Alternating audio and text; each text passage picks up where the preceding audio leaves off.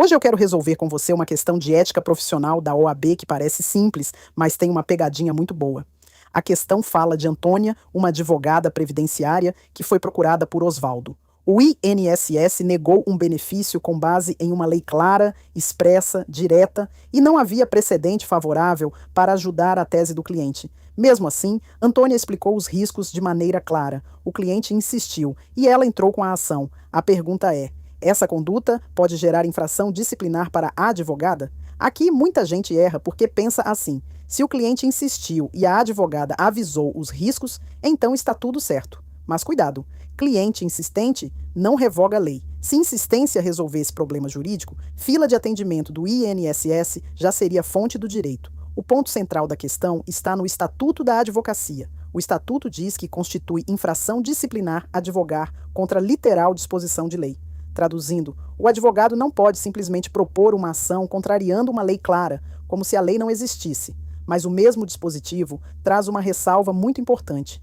Presume-se a boa-fé do advogado quando ele fundamenta o pedido na inconstitucionalidade da lei, na injustiça da lei ou em pronunciamento judicial anterior. Então a resposta correta é a letra C. Antônia poderá contar com a presunção de boa-fé se tiver fundamentado o pedido na inconstitucionalidade ou na injustiça da lei.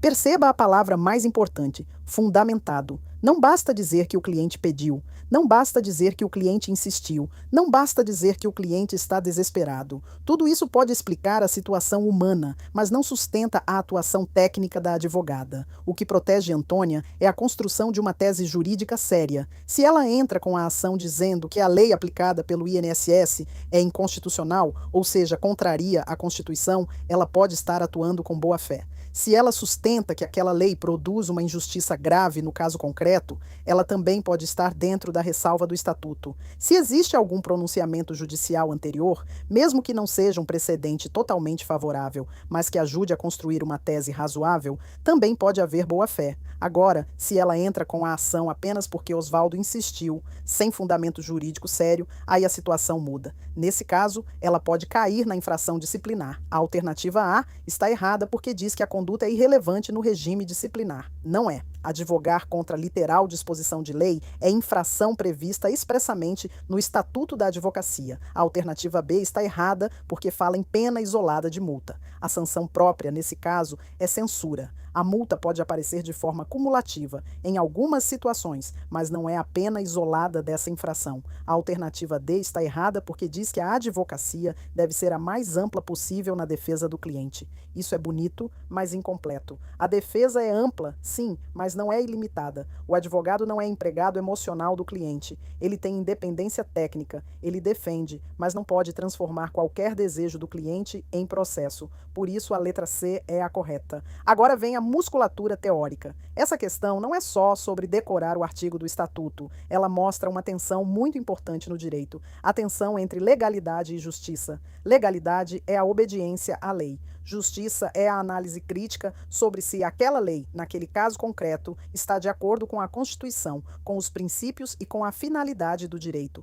E aqui entra Miguel Reale. Miguel Reale dizia que o direito tem 3 dimensões: fato, valor e norma. Fato é o acontecimento da vida. No caso, Osvaldo teve um benefício negado pelo INSS. Valor é o juízo de justiça ou injustiça que fazemos sobre aquele fato. A pergunta é: essa negativa foi apenas legal ou foi também justa? Norma é a regra jurídica aplicada. Aqui, a lei usada pelo INSS para negar o benefício. Então, com Miguel Reale, a gente entende que o advogado não deve olhar apenas para a norma seca. Ele precisa olhar para o fato, para o valor e para a norma ao mesmo tempo. É por isso que o Estatuto da Advocacia admite a boa-fé quando o advogado questiona uma lei por inconstitucionalidade ou injustiça. O direito não é só uma coleção de frases frias escritas no papel. Se fosse, bastava entregar o código para um robô e mandar ele destruir a vida das pessoas com eficiência. O que, olhando para certos sistemas, nem parece tão distante assim. Também podemos trazer Chaim Perelman. Perelman trabalha com a ideia de argumentação jurídica. Para ele, no direito não basta afirmar, é preciso justificar racionalmente uma tese.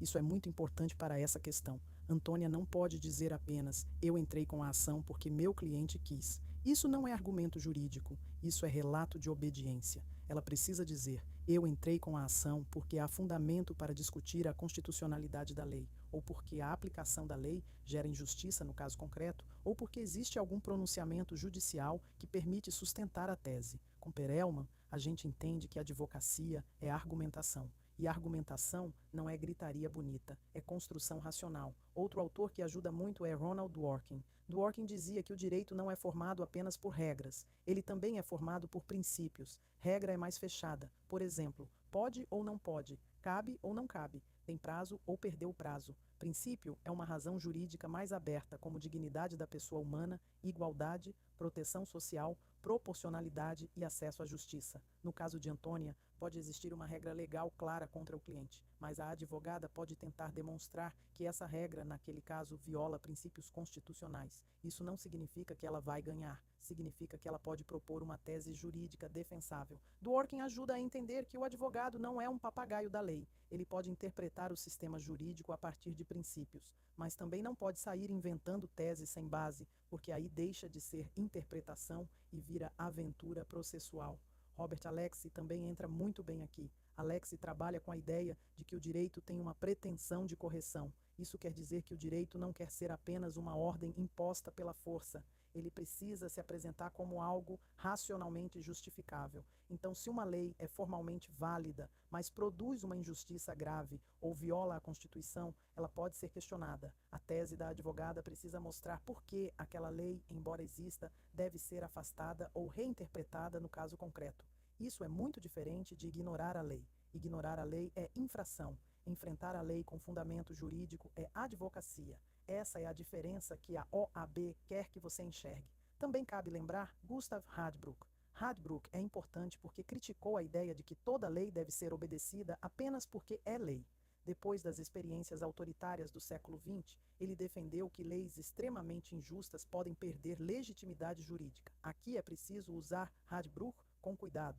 Não é para dizer que qualquer lei injusta deixa automaticamente de valer. Não é bagunça. Direito não é cada um acordar de mau humor e declarar uma lei inválida no café da manhã. Mas Radbruch ajuda a entender que a legalidade formal não esgota o problema jurídico. Uma lei pode ser válida no papel e ainda assim ser questionada por sua injustiça extrema ou por sua incompatibilidade com valores superiores do sistema jurídico. Nessa questão, a banca está testando exatamente isso. O advogado deve respeitar a lei, mas também pode questioná-la. Ele não pode agir contra a literalidade da lei de qualquer jeito, mas pode sustentar uma tese contra essa literalidade quando houver fundamento sério. Essa é a linha fina entre advocacia combativa e aventura jurídica. Advocacia combativa é quando o advogado enfrenta a lei com argumento, técnica e responsabilidade. Aventura jurídica é quando o advogado entra com ação só porque o cliente quer tentar a sorte. E processo judicial não é loteria, embora em alguns dias pareça ter sido desenhado por alguém que perdeu uma aposta filosófica. Então, para guardar, a letra correta é C. Advogar contra literal disposição de lei pode ser infração disciplinar. Mas existe presunção de boa-fé quando o pedido é fundamentado na inconstitucionalidade, na injustiça da lei ou em pronunciamento judicial anterior. O simples fato de o cliente ter insistido não resolve o problema. O simples fato de a advogada ter explicado os riscos também não basta. O que protege a advogada é a fundamentação jurídica. Agora, se essa fosse uma questão aberta, você poderia responder assim: a conduta deve ser analisada conforme o Estatuto da Advocacia. Em regra, advogar contra a literal disposição de lei constitui infração disciplinar. Contudo, presume-se a boa-fé quando a tese estiver fundamentada na inconstitucionalidade da lei, na injustiça da lei ou em pronunciamento judicial anterior. No caso, Antônia não estaria protegida apenas pela insistência do cliente, nem apenas por ter informado os riscos. A proteção disciplinar depende da existência de fundamentação jurídica séria. Sob uma perspectiva teórica, Miguel Reale ajuda a compreender que o direito envolve fato, valor e norma, enquanto Perelman demonstra que a atuação jurídica exige argumentação racional. Assim, o advogado pode questionar a literalidade da lei, mas não pode ignorá-la sem fundamento. E a frase final para memorizar é esta: o advogado não é escravo da lei injusta, mas também não é mágico de petição. Pode questionar a lei desde que fundamente com seriedade. Sorry.